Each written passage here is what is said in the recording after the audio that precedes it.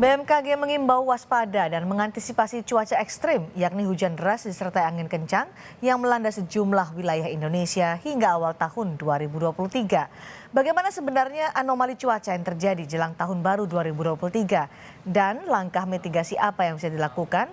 Kami membahasnya bersama pakar hidrometeorologi Universitas Padjadjaran Cai Asdak yang sudah bergabung bersama kita malam hari ini. Selamat malam Pak Cai.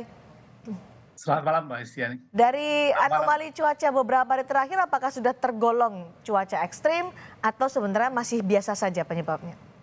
Ya, saya kira kita harus pahami kita ada di daerah ekuatorial Ya, yang dicirikan dengan curah hujan dengan intensitas tinggi ya. dan variatif sifatnya ya antara satu Mm, daerah dengan yang lain. mm. Nah, kalau kita pertanyaannya adalah apakah ini sudah masuk dalam konteks curah hujan ekstrim, saya kira yang digunakan BMKG adalah 150 mm curah hujan 150 meter per 24 jam. Nah, tentu tadi sudah disampaikan potongannya kalau kita melihat kejadian banjir dan tingginya ombak, angin dan Ya. seterusnya, saya kira ya di sekitar itu ya. Nah, setidaknya hujan lebat lah mendekati dari standar yang digunakan dari. Jadi sudah mulai masuk cuaca ekstrim saat ini ya, Pak Cai? Saya kira kalau kita lihat fenomenanya seperti itu ya. Kemarin ada perbedaan yang akhirnya menimbulkan polemik ketika BRIN menyebut tanggal 28 Desember akan terjadi badai. Sementara dibantah oleh BMKG yang menyebut tidak ada badai. Yang ada adalah hujan ekstrim. Nah, ada dua perbedaan pendapat dari BRIN dan juga BMKG. Apa yang bisa disimpulkan atau dilihat dari dua prediksi yang berbeda ini? Ya, saya kira prediksi ya prediksi. Hmm, Tergantung dari metodenya dan tergantung dari data yang digunakan. Karena prediksi itu berasal Oke. atau menggunakan data dasar yang sebelumnya ada. Dan Mhm. kemungkinan BRIN dan BMKG itu menggunakan metodologi yang barangkali berbeda. Ya. Untuk suatu tempat yang sama hasilnya berbeda. Jadi Mhm. ya wajar-wajar saja. Tetapi pertanyaannya kan kemudian karena BRIN dan BMKG itu adalah instrumen negara, mestinya Ya. mereka harus lebih bagus dalam kerjasama ya, Mhm. sehingga yang dikeluarkan itu adalah data yang tidak menimbulkan katakanlah perbedaan seperti yang tadi Ya.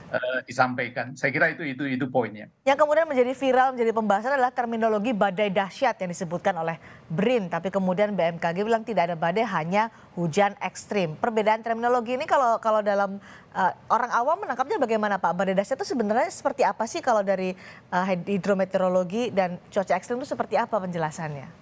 Ya, badai kan bisa dalam artian angin-angin yang memberikan nanti kalau itu di laut ya dalam bentuk ombak yang tinggi yang Oke. disebutkan antara 2-3 meter. Tetapi lagi lah, kan karena kata-kata dahsyatnya tadi barangkali ya, Ya. sehingga itu yang menimbulkan interpretasi. Jadi lagi untuk supaya karena dalam situasi seperti ini yang diperlukan adalah kan selain kita memahami dan kemudian nantinya menangani dengan tepat ya juga tidak menimbulkan kegaduhan dalam artian menggunakan istilah-istilah Oke. yang berlebihan tadilah, kira-kira begitu. Baik, karena saat ini sudah ada imbauan waspada, hati-hati pada cuaca ekstrem yang akan berlangsung sampai 2 Januari 2023.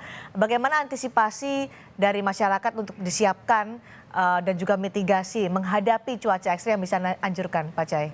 Ya, saya kira itu menjadi penting ya. Yang penting karena kita tidak there is nothing we can do terkait dengan soal Ya. fenomena apakah itu anomali ataupun variabilitas cuaca yang berbeda tadi.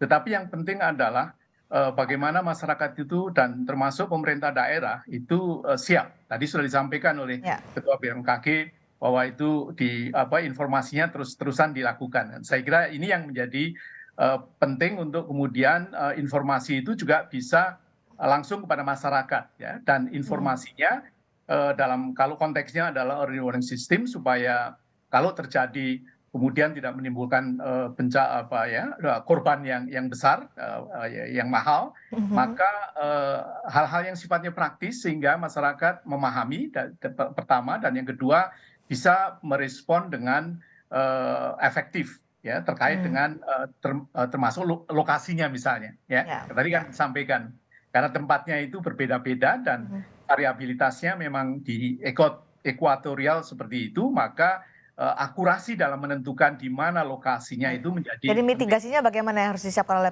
masyarakat dalam hal ini?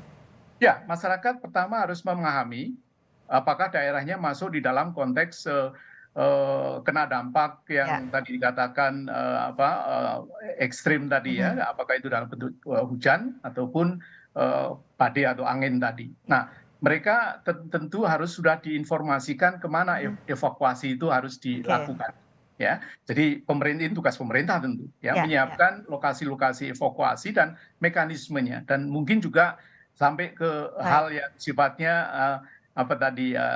early warning system, dalam artian memberikan informasi yang mudah dipahami. Mitigasi harus disiapkan oleh pemerintah daerah, tapi masyarakat juga harus bersiap-siap dan juga waspada menghadapi cuaca ekstrim ini. Terima kasih Pak Chai Asdak sudah bergabung dan berbagi informasi bersama kami di Sapa Indonesia malam hari ini.